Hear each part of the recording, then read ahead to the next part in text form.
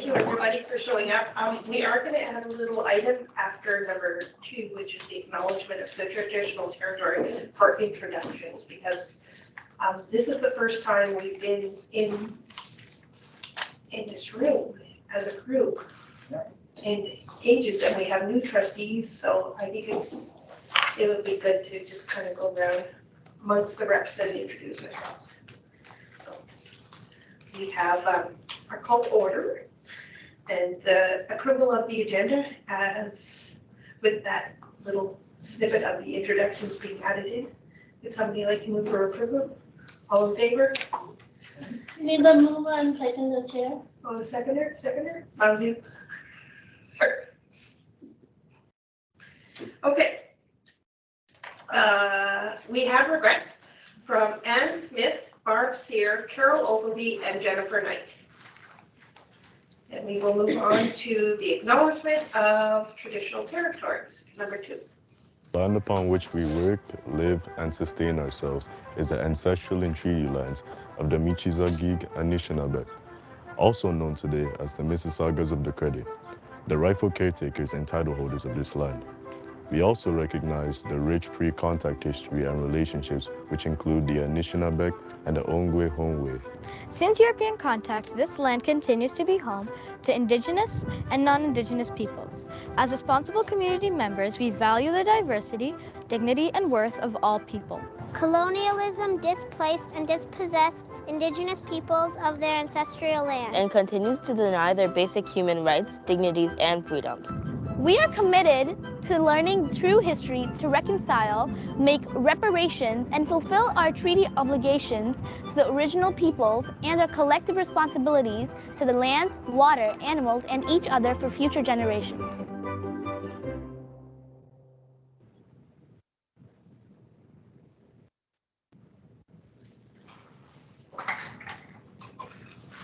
Thank you for that. I hope that that we still continue to learn and gain more knowledge about colonialism and the land that we inhabit today. So introductions. I'm Shelley Foster. I am the chair, which is why I'm sitting here. And I think we'll start at the end and we'll go around. I'm Nicole Bucket, and I represent the Fragile X Research Foundation of Canada.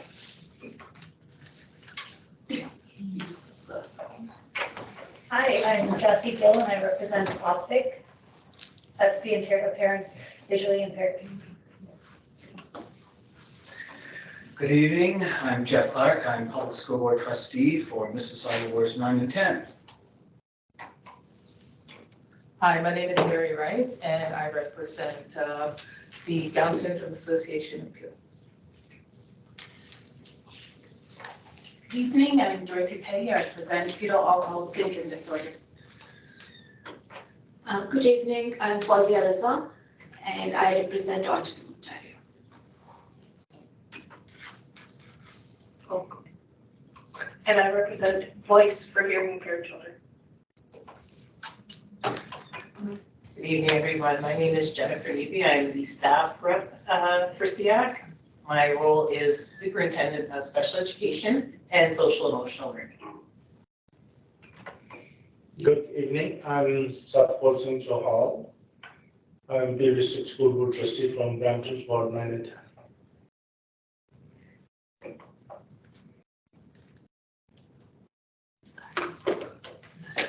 I am Lorelai Fernandez, board reporter. Good evening, everyone.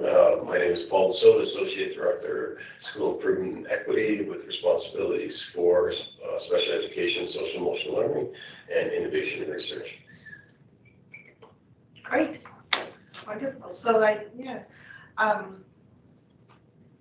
the time before and after SEAC meeting is a wonderful time to go and up and talk to people and introduce yourself a little bit more if you can, smile, whatever. All right, we are going to move on to 3, which is the declaration of conflict of interest. And seeing none, We'll move on to 4, which is the approval of the minutes for the last CF meeting of January 17th, 2023. Does anybody have any questions, comments, or concerns with regards to these minutes?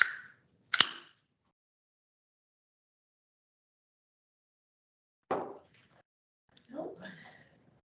Trustee Clark, would you like to move for approval of the minutes? Mary, would you like to second this? Thanks. All right. I don't have any written questions proposed to me today. And I don't have any notices of motions or petitions, but we do have something here, public questions and delegations, 7.1, stack, email, and process. And that is going to be an oral report by Jennifer Newby.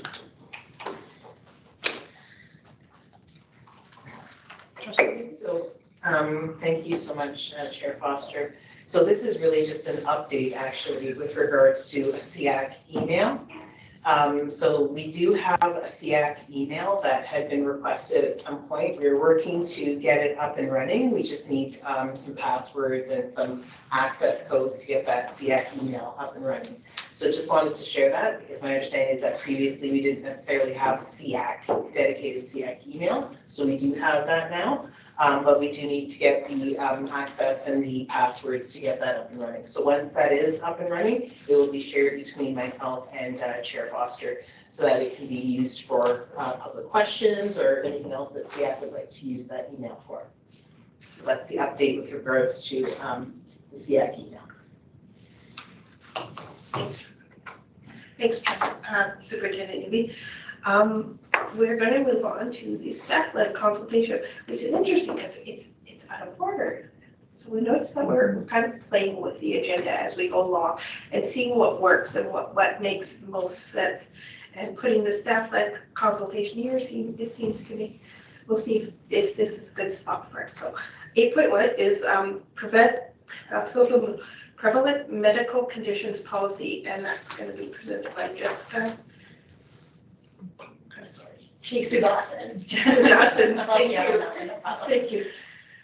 Okay, am I 50% from here? All right. All right, good evening, everyone. My name is Jessica J. Sugasa. I'm legal counsel and legal and governance services for the board. And I'll be presenting on the draft prevalent medical conditions policy for consultation, which is 8.1 in the package. The prevalent medical conditions policy is further to PPM 161, supporting children and students with prevalent medical conditions in school. Prevalent medical conditions are defined in PPM 161 as asthma, diabetes, epilepsy, and/or anaphylaxis that have the potential to result in medical incident or life-threatening medical emergency. The Ministry of Education expects all school boards to develop and maintain a policy to support students with prevalent medical conditions.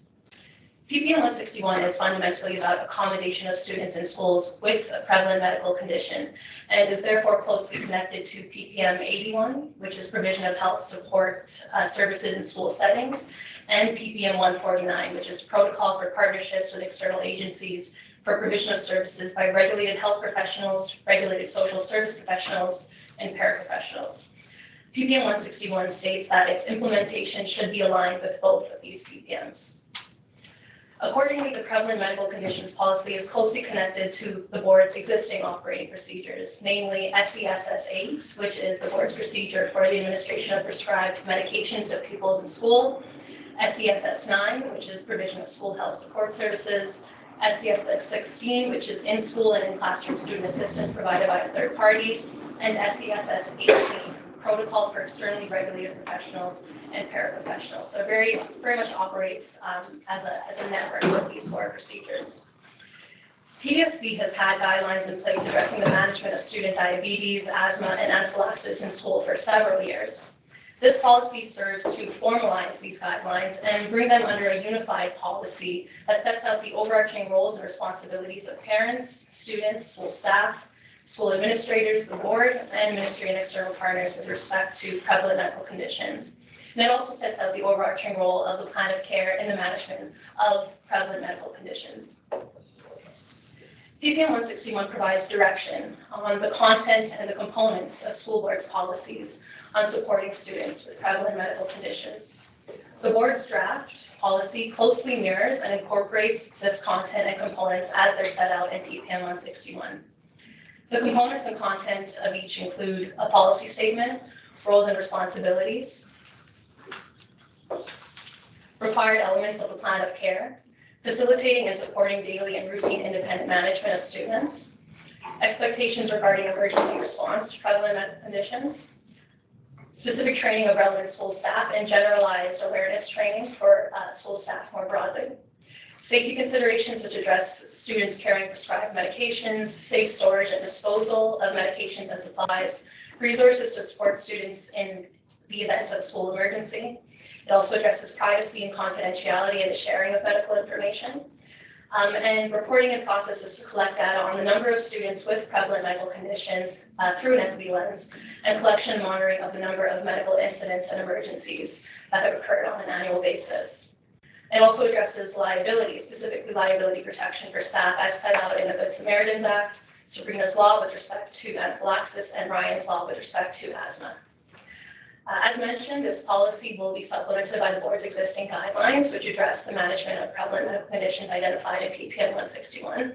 And the policy and these guidelines will be reviewed regularly, consistent with the review schedule, which is set up as 5 years in the policy. That concludes my oral remarks on the policy. Happy to take any questions. So Jessica, what kind of feedback would you like from us, or what kind of, because it's here, staff like the consultation, what kind of feedback were you expecting from us? Well, I guess really any questions on, I guess, the purpose or the emphasis of the policy. It is fairly clear in PPM 161, it's required as a policy that the board's required to have. And the content of the policy are also very quite clear and set out in the PPM. So as I mentioned, it does very closely mirror and incorporate those contents, making them into the PDSB context. I guess if there's any questions on specific content in the policy, happy to hear those. Trustee Clark? Yep. Okay, maybe it's covered further on in the policy, but under Part 4, Section 2, Plan of Care, subsection C. It goes on. I got it up here. Take a look here.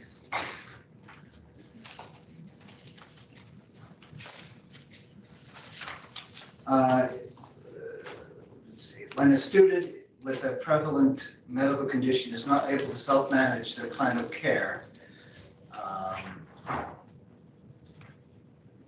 then it goes on, the staff intervention will require the active cooperation and involvement of parents, guardians in supporting the management of the student's care. Now, does that mean in real time, or is that an example of if the student is struggling to maintain, but whatever the plan is.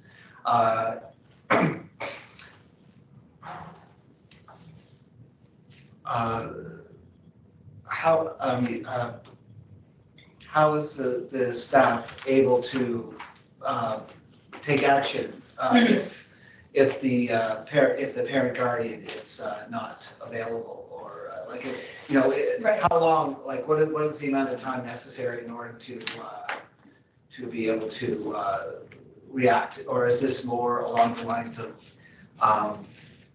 after the fact? Sure. Reacting, after the coming with a new plan or something like that. Mm-hmm. If this happens in real time, how does the policy deal with that? Yeah, thanks for the question, Trustee Clark. So yeah, this particular subsection references under Plan of Care, which is a document that's set out at the beginning of the school year for students, right? So, questions about the ability of a student to self-manage or their capacity to do so would be addressed in this Plan of Care. So let's say, for example, taking diabetes as an example. If a student is not able to do their own reading, then that would be something that's set up in the plan of care. For example, if a parent is the one that's able to read their glucose meter remotely or something like that. Okay, And work with school so, staff. So it's not, this part of the policy is not addressing the emergency response. There is a separate section of the policy okay, that yeah, addresses yeah, that. that's what I was. And as mentioned, there are diabetes guidelines, which the board does currently have in place and will be reviewed regularly, which set out what an emergency response with respect to diabetes would specifically look like. But under this section, it's specifically referring to the proactive planning of a student's self-management. And that does often include parents, for example, as I mentioned with diabetes, and also staff who may be supervising a student as they do their own monitoring. Okay, thanks. Mary? So I do have a question. I do recall in the past, like, for like a young child that has to take, let's say, insulin at school, and they cannot do it. Do the staff do that? Because I know a previous case that I was aware of, the parent actually had to come to the school every day and do it because the staff wasn't comfortable doing it. Right. So would that be, like, how would that work? Yeah. Yeah. Great question. So as I mentioned, this is a policy that works closely in a network with other related board policies and procedures. So one of those would be SCSS 18 protocol for externally regulated professionals and paraprofessionals. What has happened in the past is where a student is not able to self-administer their own insulin, nursing services is one option. For students that aren't able to do so based on their age, based on their capacity. Staff generally wouldn't be administering those types of medications given their limited scope of medical knowledge, right? So where a student is not able to, we would lean on those other board procedures to employ professionals that would come in to serve students in that respect. And then I would assume that would be on a case-by-case basis. Yeah, definitely on a case-by-case basis, based on a parent in consultation with their medical professional assessment of what a student's capability is based on developmental factors, age, their own capacity for self-management, right? Okay, thank you. No problem. Trustee Singh. Yes, thank you. Just a little clarification on 4.6, 4.6B. And it says, in accordance with the requirement of the Child and Family Services Act 1990, where PDSP employees have reasons to believe. So I was wondering what reasons it could be, because we are diverse population, and for some parents, guardians, maybe one reason is not good enough to report to the Children's Aid Society. So can you a little bit elaborate on that? Sure, thank you for the question. So this is obviously referring to our duty to report to Children's Aid Services under the Child and Family Services Act. One of the provisions sets out the circumstances where that duty to report would be triggered. So for example, where a staff member in this example would have reason to believe that the student is not receiving the particular medical attention or services they need to address a particular condition. That is one of the reasons that triggers the duty to report. So it's not a subjective analysis by on its own. It's an objective analysis that's based on the language of the Act. So that would be one example. So for example, if a student was sent to school habitually without the insulin they required, that would be one example of the duty to report being triggered. And employees would know when they have to report, like that's part of their training, or? Absolutely, particularly as a school board, it's a very significant part of the training. Thank you. Dorothy? So for clarification, in respect to the duty to report, you guys have protocols in place that everybody adheres to. It's not based on somebody's interpretation. It's written out as black and white, it's clear. The board does have a procedure on the duty to report on the Child and Family Services Act, yes. Thank you. Anybody else? Okay, Dorothy, would you like to move for receipt of that then? Yes. Wonderful, thank you. Thank you, Jessica. Thank you. Second that, please. Second. For receipt, we need a second for receipt? Yeah. Okay. I'll do it, okay. I'm adjusting, sorry. 8.2, parent protocol review, and that's Sarah Southwood, who's not here this evening.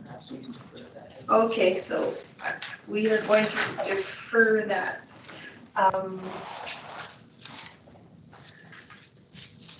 Mary, would you like to move for deferral? 8.2? Sure. Okay, all in favor? We're going to defer. All right. So 8.2, and considering that, we're going to be, this is a smaller meeting, maybe that's a good thing. Hopefully next week we'll have more people.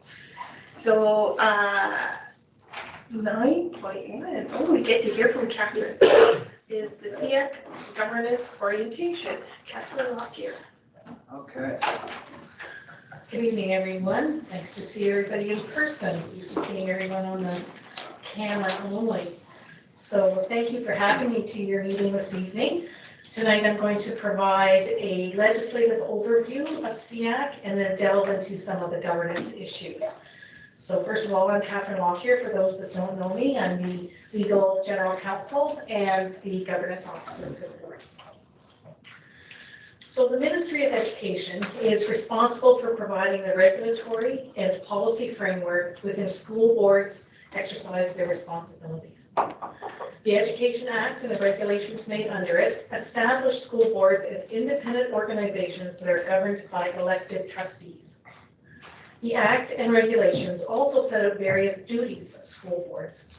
One of those duties is the provision of special education programs and services. As part of that provision of special education programs and services, school boards are responsible for establishing special education advisory committees, SEAC. And the regulation that's made pursuant to the Education Act sets out the requirements for such committees.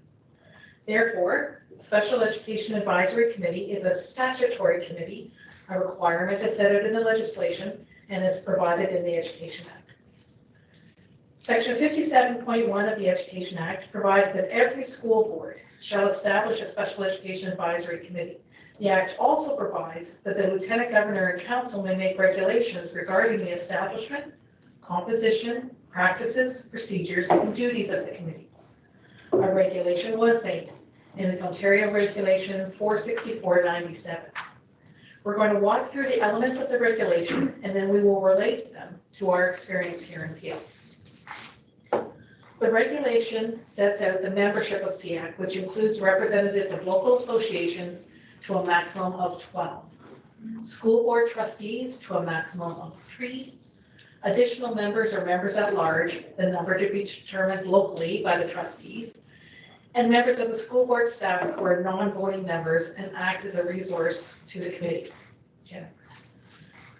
Of note is that the trustees determine if there will be additional members or members at large, and the trustees in Peel have not appointed any members at large or additional members.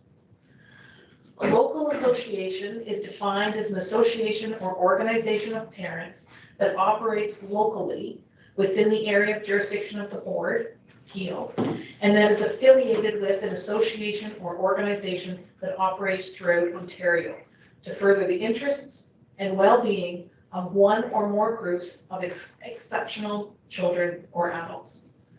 The association or organization cannot be of professional educators. In breaking this definition down, the association must be a Peel chapter of a province-wide organization representing the interests and well-being of exceptional children or adults. With respect to membership, a person is qualified to be nominated to SEAC if the person is qualified to vote for school board trustees, which means the person must be over the age of 18, Canadian resident in the jurisdiction, in our case, the regional municipality of Peel, and an elector for the school board, which means an elector is the person eligible to vote in the municipal election who directs their taxes to the Peel District School Board. Members cannot be employed by the school board. Local associations appoint representatives to sit on SEAC. They can also appoint alternates, such that if the representative vacates their position, the alternate is already in place. If the seat remains vacant, the association can appoint another qualified person to fill the vacancy for the remainder of the term. The term of the membership is the same as the term of office of the board and until a new board is organized, so it's for 4 years. That means the association members sit on the board for a 4-year term, and the term ends once the new board of trustees is elected. As per the board of trustees bylaws, the trustee members of SEAC are only members for 1 year unless reappointed by the board. So trustee Clark and trustee Jahal will be either reappointed in a year next November, or 2 other trustees will be elected. The regulation provides that SEAC will meet at least 10 times per year. It is one of the responsibilities of SEAC members to attend those meetings. If the member does not attend, there are consequences, and if the member misses 3 meetings in a row, the position is deemed vacant. Non-attendance is one way for a SEAC seat to become vacant. A member of SEAC also vacates their seat if the person is convicted of an indictable offense or is no longer qualified to be a member, which means resident in the jurisdiction and qualified to vote. The regulation further defines the roles and responsibilities of SEAC, which include making recommendations to the school board trustees with respect to any matter affecting the establishment, development, and delivery of special education programs and services for exceptional pupils of the board. Number 2, participating in the school board's annual review of its special education report. Number 3, participating in the school board's annual budget process as it relates to special education. Number 4, consulting with parents in the community about the special education report. And lastly, making the special education report available to the public and post a copy on the school board's website. In addition, the Peel District School Board trustees passed a governance directive relating to SEAC to provide information about SEAC's responsibilities. The governance directive is consistent with the regulation. SEAC members have responsibilities as a member of the committee. As mentioned earlier, SEAC members vacate their seat if they miss 3 consecutive meetings. It is an expectation that members attend having read all the meeting materials and the agenda which are provided in advance of the meeting. It is also important for members to be familiar with school board special education programs and services. It is also helpful to be familiar with Ministry of Education policies and resource documents related to special education. The members should provide feedback or information relevant to special education from their local association or their parent provincial association to SEAC, and report SEAC activities back to the local association provincial association. It is a 2-way flow of information to and from SEAC and the member associations. The board also has responsibilities. The board has the responsibility to make available the personnel and facilities that the board considers necessary for the proper functioning of the committee. This includes holding the meetings electronically or in person. The board has provided resources for SEAC through Jennifer Newby, the Superintendent of Special Education, Social, Emotional Learning, and Wellbeing, and necessary resources are managed through Superintendent Newby.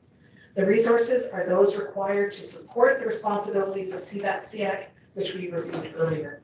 The resource allotment must be relevant to the responsibilities of the committee. So now that we've established the legislative framework and the requirements of the board to hold the meetings and the responsibility of members to attend the meetings, let's talk about the meetings themselves. The regulation provides for rules for conducting the meetings.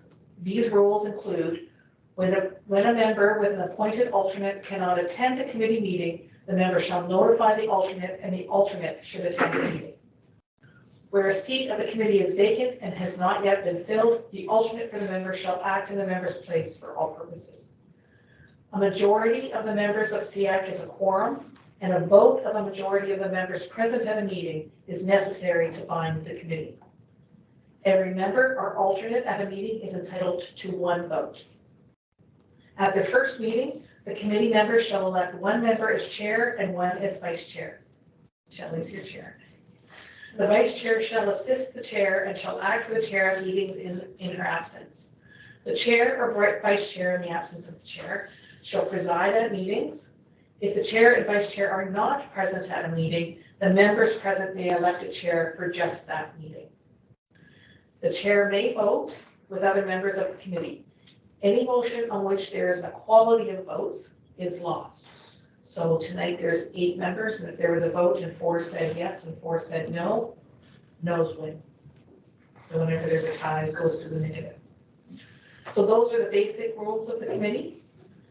Now, the Board of Trustees does have a bylaw that governs the conduct of board and non-statutory committees and statutory committees. Those rules are known as the procedure bylaw. It's this. Yep. It's pretty big. Historically, SEAC was not covered by the board rules of procedure. However, with the most recent update of the procedure bylaw, which was done in September of this year, around 2022, statutory committees such as SEAC are governed by the procedure bylaw as well as all applicable legislation.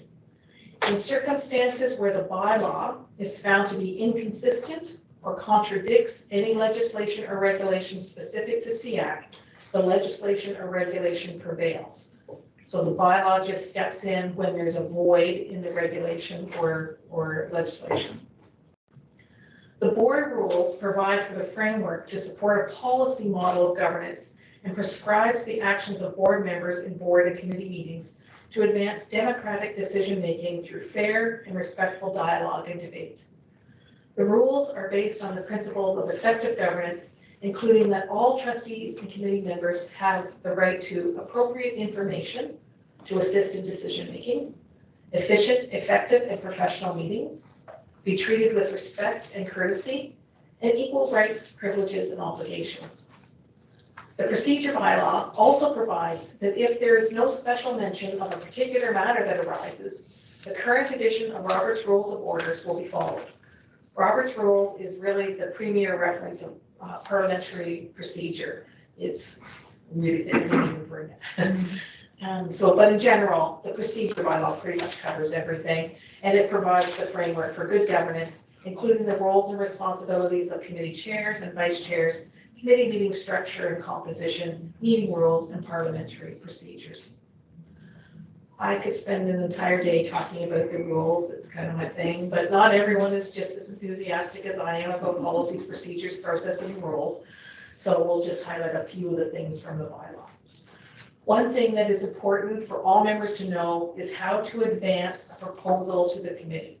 This is done through a motion. A motion is a formal proposal from a member of the committee made during the meeting that the committee take certain action. It's important that the motion precisely set out the proposal, as the vote will be taken on the exact words of the motion and not the idea behind the motion. A motion may be made on any matter on the agenda. If a member wants to make a motion on a matter not on the agenda, the member must provide a notice of motion, which advises the committee that the member's proposal will be on the agenda at the next committee meeting for discussion. So if it's not on the agenda, notice, and then it's discussed at the next meeting. To make a motion on a matter on the agenda, the member will ask the chair to speak. The member will then put forward the proposal, and that process moves the motion. So when Shelley calls for a mover, that's the person that's putting the proposal forward. The proposal requires a seconder at that stage. So you hear Shelley ask, do I have a seconder?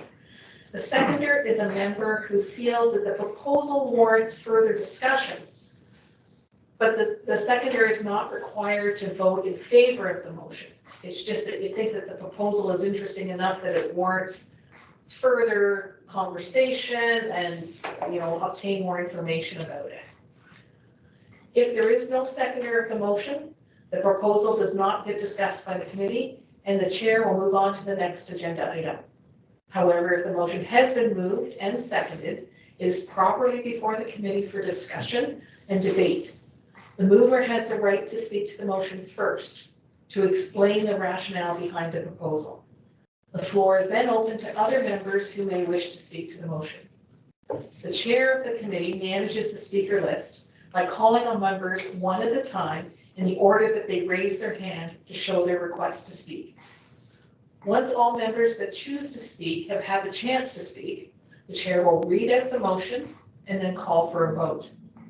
A majority of members present are required to vote in favor of the motion for the motion to carry. So tonight we have quorum. There's 8 members here, so 5 would have to vote in favor of it. If there were 9, then for half it would still be 5, and so on. But it has to be the numbers, more than half of the numbers present. If the motion carries, the motion becomes a resolution of the committee. The motion will be recorded in the minutes and becomes an official record of the board. A motion is how decisions get made at the committee. This includes a decision to ask staff to do something. It isn't for one member of the committee to ask for something to be done, but rather it must be the decision of the whole committee to direct staff to do something. It requires a motion to direct staff, as direction is really a decision. Often direction requires the allocation of resources to satisfy, and when that happens, a decision of the majority of the committee is required to allocate those resources. Often when something is added to the actions already approved, another action may have to be put on hold or delayed. It's always important to be aware of the motions which are made and how they affect resources. Motions are also an opportunity for SEAC to be heard by the Board of Trustees or other board committees. The minutes of SEAC are, and Lorelai's here tonight taking the minutes of SEAC, the official record. The minutes of SEAC are before the Board of Trustees through the board meeting agendas, and they provide a voice for SEAC. And that voice can be heard by the trustees through the minutes before the trustees make other decisions. Your voice should be heard on matters of special education before decisions that affect special education are made by the board. Motions are a very valuable and powerful decision-making tool. As motions are the vehicle by which the majority speaks, quorum is required for there to be a meeting to ensure that the majority is truly the majority of the members of the committee. It would be improper to bind the committee with decisions made by an unrepresentatively small number of members who might attend a meeting. Quorum is the minimum number of members who must be present for a meeting to conduct substantive business. Quorum for SEAC is a majority of members, which means more than half. Even if a meeting begins with quorum present, it loses its right to conduct substantive business whenever enough members leave the meeting to bring the attendance below the level of quorum, below half. This is why it's vitally important that members advise their alternate to attend if the member is unable to attend a meeting. It is also very important for members to let the chair and the superintendent know if you aren't going to attend a meeting, so that quorum issues can be determined in advance of the meeting. No business can be conducted without a majority of members present throughout the whole meeting. I just want to loop back to the comment that a motion can be made on any item on the agenda. That begs the question, how are agendas created? Agendas are the order of business. They provide the flow of the meeting. Items not on the agenda should not be discussed at a meeting. If a member wants to discuss an item not on the meeting agenda, as I've said, then they should add the item to the next agenda. Speaking about things not on the agenda does not provide staff or the other members of the public with the opportunity to be prepared for the discussion. Often such items require research or information for the right people at the meeting to speak to the issue. The ability to be prepared for a meeting is a responsibility of both staff and members. It is advisable that only members on the agenda be discussed at any meeting. I want to leave you with one last little tidbit for today's session, and that's the role of the chair of the committee. Earlier, we spoke of the requirement to have a chair, and I mentioned the chair's role in the motions, but in general, the role of the chair is to keep order and preside over the meetings. The chair enforces the rules and designates who is to speak at any given time. The chair manages the meeting and the order of business. The chair is an important figure and provides the direction required for effective, efficient, and well-run meetings. And with that, I thank the chair for the opportunity to speak with you tonight. If anyone is interested in receiving a copy of the procedure bylaw with the rules of engagement for the committee, please let me know and I can get copies made, or I can provide a link to the procedure bylaw for you to be able to access it from the website. And I'm happy to address any questions or comments through the chair. Thank you, Catherine. I think that's really timely considering we have some new members and I see interest already. Yeah. I was just gonna say that was like super valuable for me because I only attended one other meeting and I was totally lost. And so now I'm like, aha, like I have all these aha moments. And I would love like a copy, but I'm gonna be real, like, is there like a chart or a short abbreviated version of that I can get? That I could follow along? But yeah, please do. And all jokes aside, like, please do share that. I would love that. We are actually working on a sort of a quick reference for the procedure bylaw, and I can certainly distribute that as well. I'll flip you the link for this and you can take a peek at it at your leisure if you'd like. Otherwise, we'll keep working on the short version. Great question. And Trustee Clark? Yeah, sure.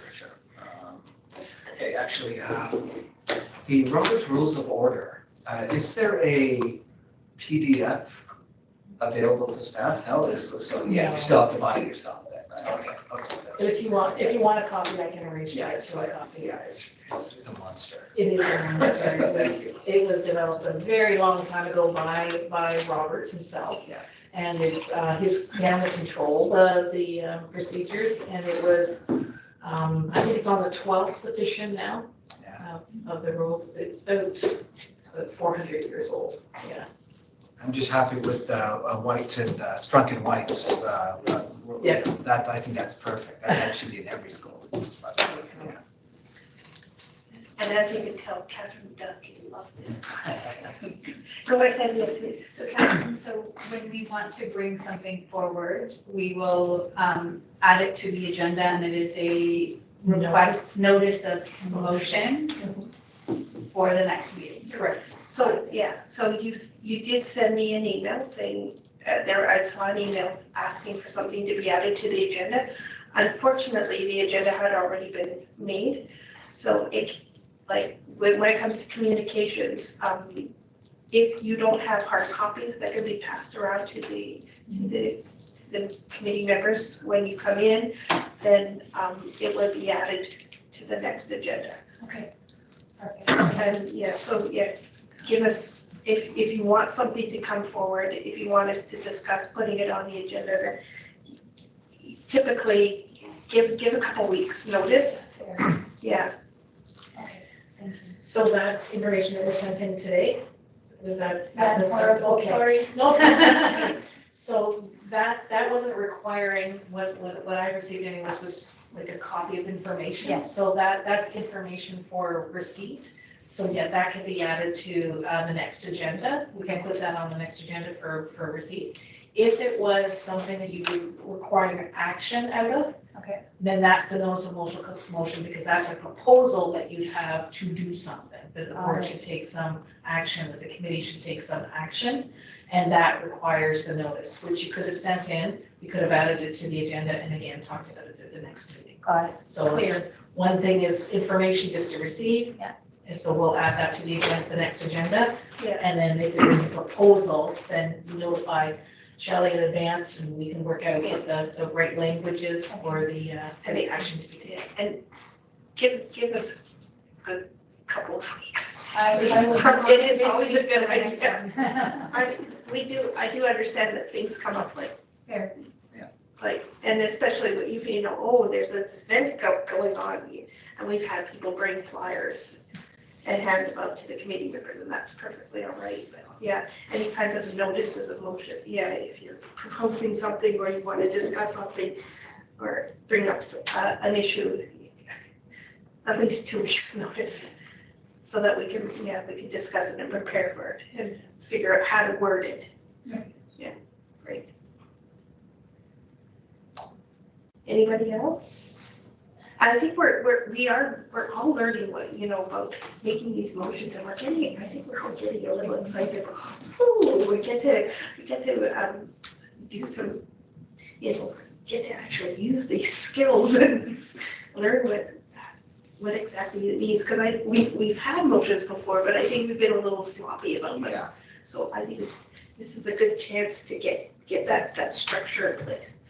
And we really appreciate you being here, Catherine, and guiding us in this because, again, I know you love this stuff. I do. Thank you. Thank you for having me. Thank you. Would would you like to move for receipt of the, Yeah, okay. wonderful, thank you. I'm sorry, I have lost your name. Oh, yeah, because I couldn't find it's Jassy Gill. Jassy, Yeah. right, Jassy. Yeah, J-S-S-I. I put the J and the G in my, I'm sorry, this is my ADHD brain. I put the J and the G in my head and That's okay. I switched them and. Trustee Clark, would you like to second it then? Oh, yeah, absolutely, yes. Great, thank you. All right. We are going to move on to number 10, which is the communications for receipt, and it is the SEAC callout, 10.1. And Jennifer, Superintendent Newby, did you want to speak to this matter? I'm going to speak to it a little bit in my SO report, but just a correction that Chair Foster pointed out. So typically meetings, it says in the call out the second Tuesday, and it should be the third Tuesday. So hopefully whoever is applying for this is going to be flexible in terms of that. So that's a bit of an error that we just caught. I think it, depending on holidays and things, it may shift now and then. But that was a correction that we made there. But yep, that's the call out, and so that went out, I think, February 6th. I believe, February 6th. So we have had a couple of comments about the membership requirements down below. The committee will include up to 12 members from qualified organizations or associations and up to 6 members at large. And I think there's been some concern about the fact that we have trouble getting quorum. So adding, and the fact that we are going through some changes right now, and I've heard some concern that maybe there's a push to add all these 6 members at large at once. And I'd just like to express that those are some of the concerns that are being. Does anybody have any other comments with regards to this? I just, if I could ask Catherine, since we're blessed to have her with us. Members at large, Catherine, are they voting members? We actually don't have any members at large. The trustees have to appoint. If we were to add them, would they be considered voting members? Okay, thank you. So they would be considered in the quorum? Yes, they would. Yeah, it'd be part of the composition of the committee membership. Yeah. Yes, Trustee Clark? Yeah, so how do we go about appointing them? Is that through a motion, a committee, or is that? Through the minutes here, there'd be a report in the board of trustees. So would this be something that the committee would, or the parents would be providing advice upon to the trustees? This committee would provide the advice. Okay. So I think maybe what would be best is to wait until we have more committee participation in this to make some suggestions, because I can see what the call out brings in. Yeah, what happens when, because we do have one vacancy right now. Correct. Yeah, and what happens with regards to that, Okay. Yes, Dorothy? Does it have to be 6? It can be any number that, okay. Says up to. And I don't know, I had been under the impression that the legislation said 2 members at large, but. Through you, Chair Foster, there's different ways to structure members at large if you wanted to structure them in a given way. In my previous board, we had them structured by area. So a member at large then became a parent rep for a particular area. So you could do it, say you have a member for Caledon, and a member for Brampton, and a member for Mississauga. So you could structure them in that way. In terms of areas, you can structure them, again, it could be people who, through the call out, expressed interest in that vacant seat and were not selected for the vacant seat, but would still like an opportunity to participate in CF. That might be a consideration as well. So there's a couple of ways to go about it if and when the trustees decide to bring that forward. So it's something that the committee members can, I'm going to suggest that the committee members go away, take this information away and maybe come up with some ideas. What they envision these members at large look like and how they can bring new voices, new parent voices to the committee and new ideas. And what would that look like? And how would that best serve the students, the student population? Dorothy, would you like to move for receipt of that? We have Trustee Joe Hall. Would you like to second it, the receipt of that? Sure. Great, thank you.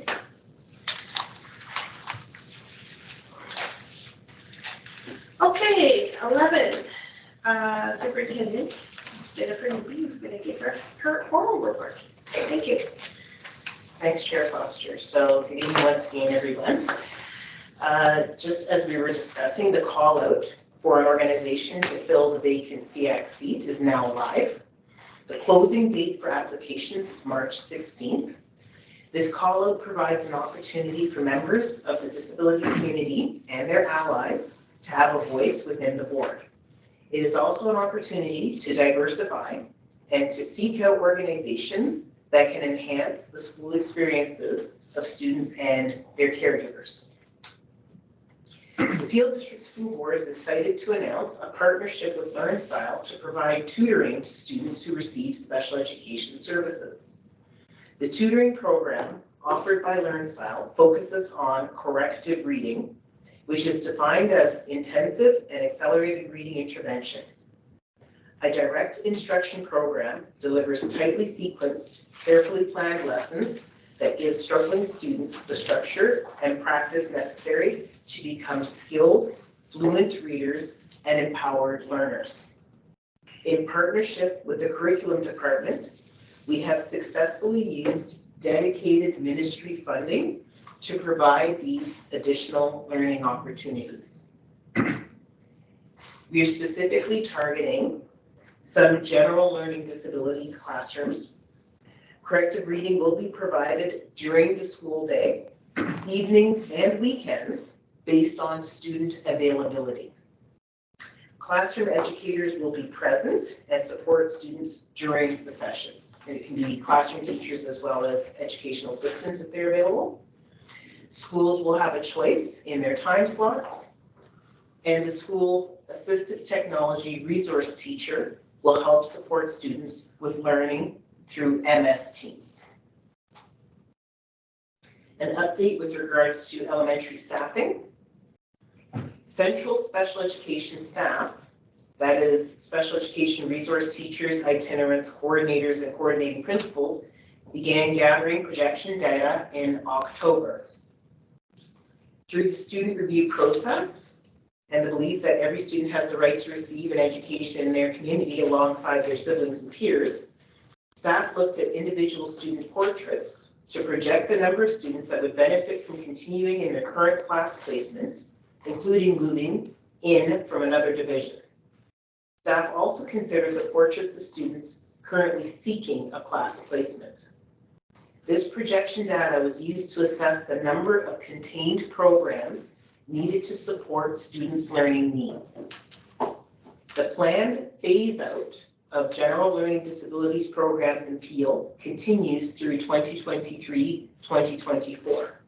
As mentioned earlier, special care has been taken to provide students in GLD classes with reading interventions like corrective reading to help them to be successful in their return to mainstream learning. More information will be provided in the coming months with regards to elementary and secondary staffing. And finally, a message with regards to AODA committee. So historically, the AODA committee here at Peel has been comprised of co-chairs and a number of members. SEAC is asked to participate and to send one representative. So the AODA would be co-chaired by the controller of facilities, maintenance, and support services, and co-chaired by the superintendent of special education support services. We do require one board trustee and an alternate, one SEAC member and an alternate to serve on this committee, please. Additionally, we have some board staff, including the manager of health, wellness, and safety, the manager of human rights, manager of planning and accommodations, and the assistant controller of maintenance and facility project services. This year, the AODA committee will be tasked with developing a multi-year accessibility AODA plan. And this will be in the form of a working group committee. So certainly I'm hoping by the end of this year that the committee can at least meet and start talking about some of the goals and do some stakeholder consultation around the multi-year accessibility plan. So I think through you, Madam Chair, perhaps they'll send their information to you if they're interested in volunteering for the AODA committee. So again, you need one SEAC member and one board trustee to serve on the AODA committee. And that concludes my superintendent report for this evening. Thank you for that. Does anybody have any questions? Yes, Jessie? Sorry, I'm just going to turn off. What is AODA? Accessibility for Ontarians with disabilities.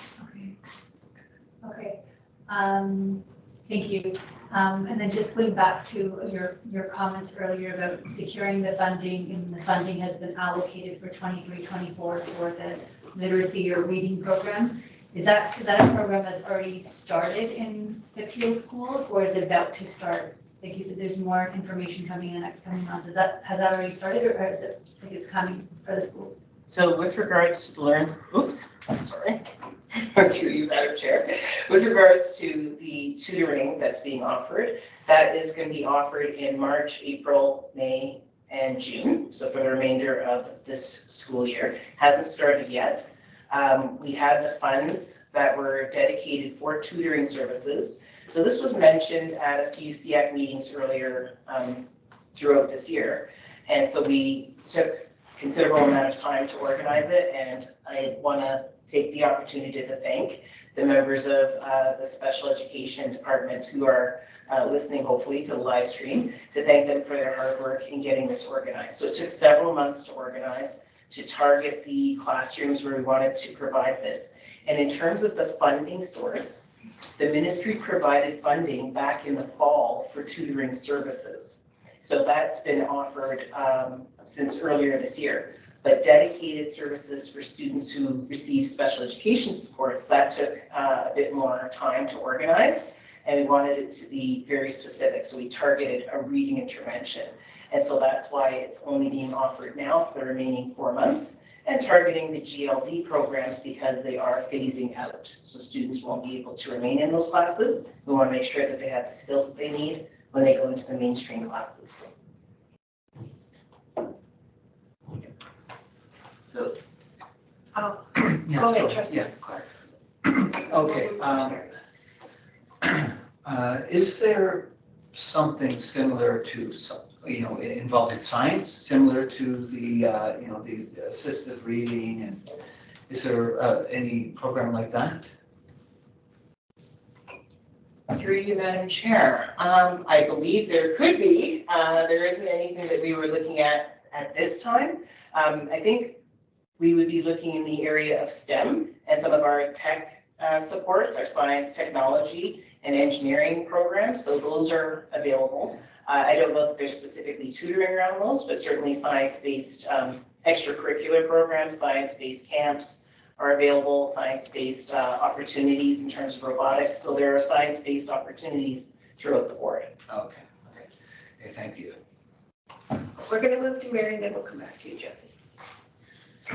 So just a question in terms of the classes that you said you were targeting. Can you speak more to that? Like what, is it all GLD classes? Is it GLE, GLD, like what? So how does that work? Thank you for the question, through you, Madam Chair. So the general learning disabilities classes in Peel are undergoing a phase out. So the phase out is taking place over approximately a 5 to 8 year span. Similar to the phasing out of the vocational program. So this is a larger part of de-streaming and our commitment to de-streaming and minimizing the streaming of students and the limited pathways that some programs create.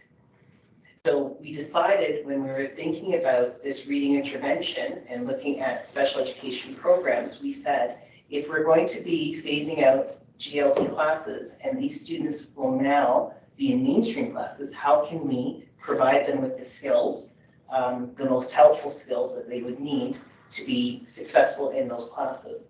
So those are the reasons why we targeted the GLD classes for this intervention. We certainly don't have the funds to offer it very wide scale to all special education programs. We wouldn't have the funding to do that. So we had to be a bit more targeted and specific. So classes, schools where they have their GLD programs that will be ending this year or next year, those were our target classes. Thank you. Back to you, Jesse. I'm good, that was my question, was who were the students that were going to receive the, Trustee General. I was just looking at nominations criteria. Is there a reason that the person must be Canadian citizen? Excellent question. Excellent question. And through you, Madam Chair, I just wanted to say I did get that question from some members of the community as well.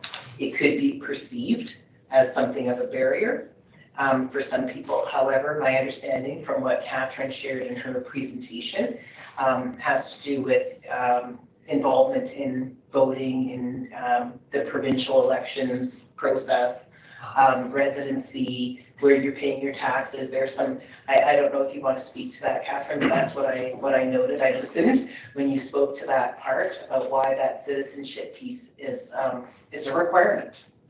And it is about the qualification, through you, Madam Chair, it is about the qualifications to be a member.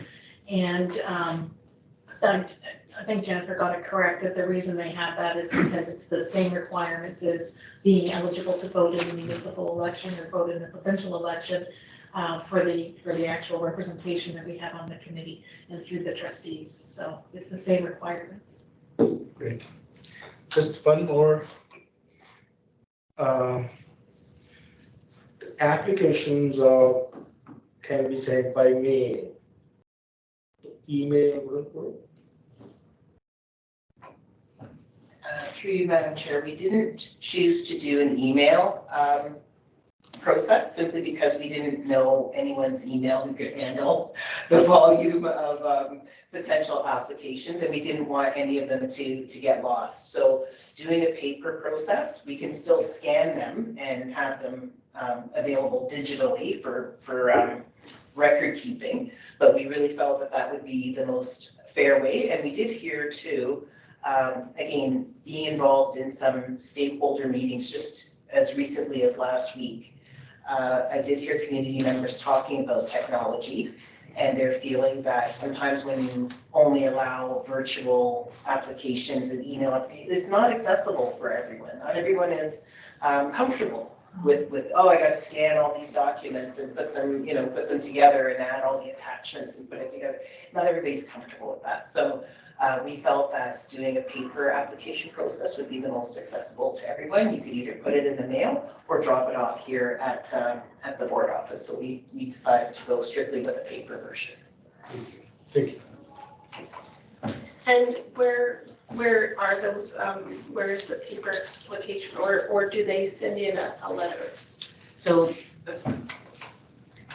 we're looking for the content that's being requested. So there's a letter of intent, sort of saying who your organization is, who you represent, what it is you feel that you could bring to the Peelschools. You have to include the information in terms of your residency, state that you're over 18. You have to provide the address, the letterhead of your organization. So all of the information that's there in the call out is what we're looking for in the package so that we can go through and determine whether or not a package meets criteria for consideration. And the call out went out on, I saw it on Twitter. Where else did it go?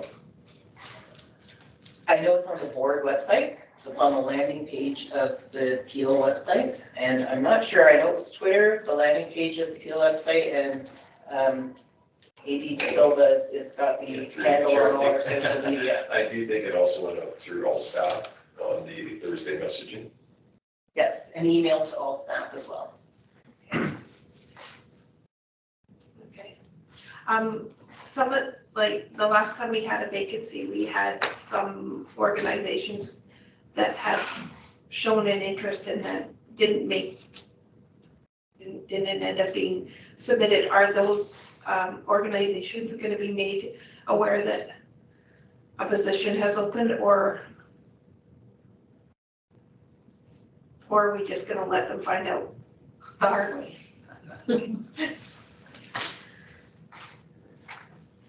Is that a question for me? Or anybody, well, since you're, Yeah, I'll pass it over to Superintendent. So one of our sources that we took a look at when we were creating the SEAC call out for Peel is the Parent Advisory Committee. Made some recommendations on what a call out of this nature should look like and how it should be done. So it does rely quite heavily on some word of mouth, which is why we mentioned it at this table so many times, as well as encouraging people to let other organizations know, let people know who might be interested, to sort of pass the word around. Because as much as we would be advertising through our social media, through our website, it really tends to be a little bit more word of mouth. If you are aware of organizations who might be interested, who were not successful in the past, you can certainly reach out to them. There's absolutely nothing wrong with doing so. So if you can think of organizations that perhaps did not meet criteria historically, or for whatever reason were not selected, you can reach out to them and let them know that the application process is open and live at this time. Yes, Mary? Question. So in this process, are we looking for like duplicate organizations? Like, let's say there is already representations like autism or whatever. Are we looking for another autism group, or are we trying to diversify? Yes, absolutely. As I mentioned a few minutes ago, what we're looking for here is allyship. We're looking for a voice for parents. We're looking for diversity in terms of our Peelschools. So we wouldn't, I don't think we would knowingly duplicate a group that's already represented in the space. Instead, we're going to take the opportunity to see how we might be able to bring in different folks and organizations who can add to the conversation, who can bring a different perspective to the things that we talk about when we get around the table. So I think that's the goal. Thank you. Dorothy, I saw you moving. Maria. Okay, Mary Ann. I have a question with regards to, you mentioned with regards to the reading program that it was going to be held on weekends. What does that look like? Who is doing that work? So it depends on the availability of the student. And so in order for it to be a true tutoring opportunity, it's got to work for the students and their schedule. And so some students, because of other commitments, extracurricular commitments, I mean, again, they didn't have a whole lot of lead time. All of a sudden it's available now. So it's March, April, May, June. So we wanted to provide opportunities for them to do it when they can. So that would be virtual in most instances, right? So they'd be participating, and that's how you can still have a board staff member participating as well, right? So the board staff member as well as the learning style person who's delivering the program would be available. But wouldn't that be considered overtime? And how do they get remunerated for that time? So indeed, just like the mainstream tutoring programs right now, the tutoring programs that are available for students in mainstream classes, if the teacher at the school is teaching that program, they're paid to do that. So it's the same thing. Instead of doing it for an hour after school or whatever, you're taking that same hour and perhaps you're making yourself available for an hour on a Saturday morning. Okay. But because we're able to do it virtually, then we can have that added flexibility. Great, thanks. Anybody else? Okay, Jessie, would you like to move for receipt of that? Yes. Thank you. And trust your hold. Okay, great, thank you. Reports from representatives on councils and associations. Can we lump the reports and the questions together? Does anybody have anything that they think needs to be brought up at this time? Any additional questions? Yes, I have something in.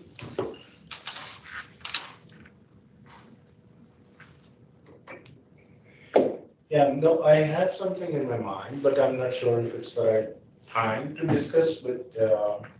Okay, if you, sure. yeah, so in this case, I'm gonna suggest that we wait till after the meeting and then you come up and we'll discuss what you have in mind, and then we can figure out a way for to best bring that idea forward. Sure. What do you think? Okay.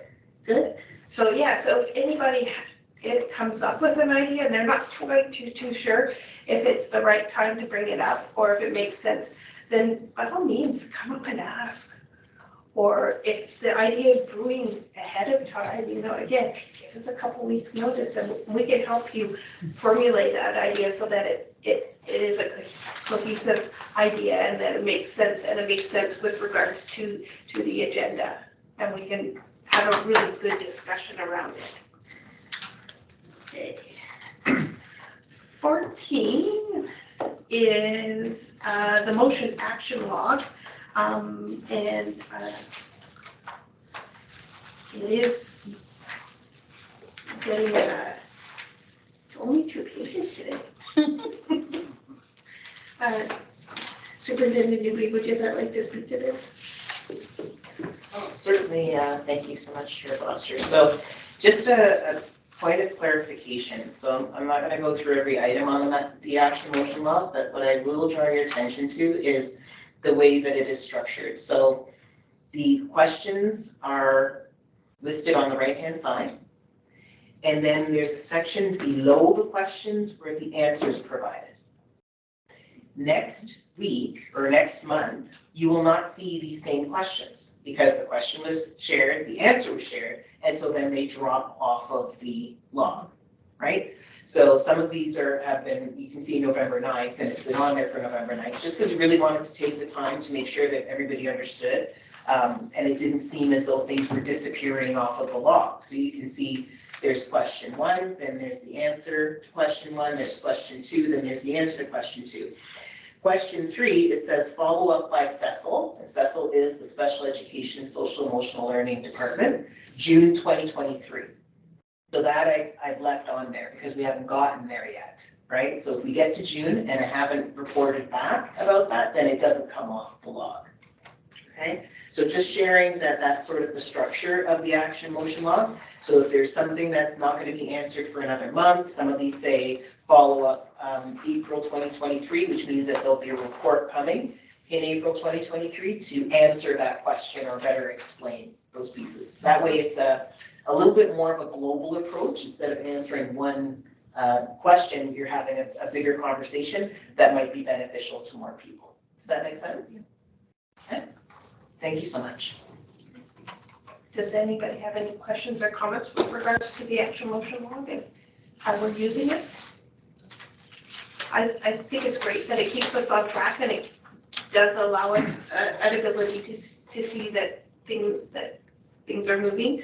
And yeah, and we get an idea of when we can foresee an answer to some of the questions or some of the or a resolution to some of the motions. So this is great. Do we have to move for receipt of that? Yes, please. Okay. Dorothy is going to move for receipt and Mary is going to second it. Great, thank you.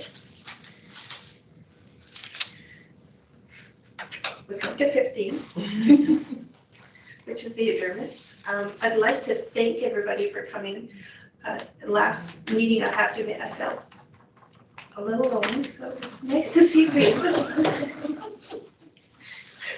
Jennifer can attest to the fact that we were a little lonely. Yeah. So it's wonderful to see everybody's faces again. And I'm looking forward to the interaction amongst our new members and getting to know you. And yeah, it's wonderful. Thank you. And thank you to all the staff who's listening in and all the work that you do. And we hope to see more people here next meeting. So who would like to move for adjournment? Would you like to move for adjournment? Jessie, put up her hand. And Trustee Clark seconded that. Okay, we are adjourned.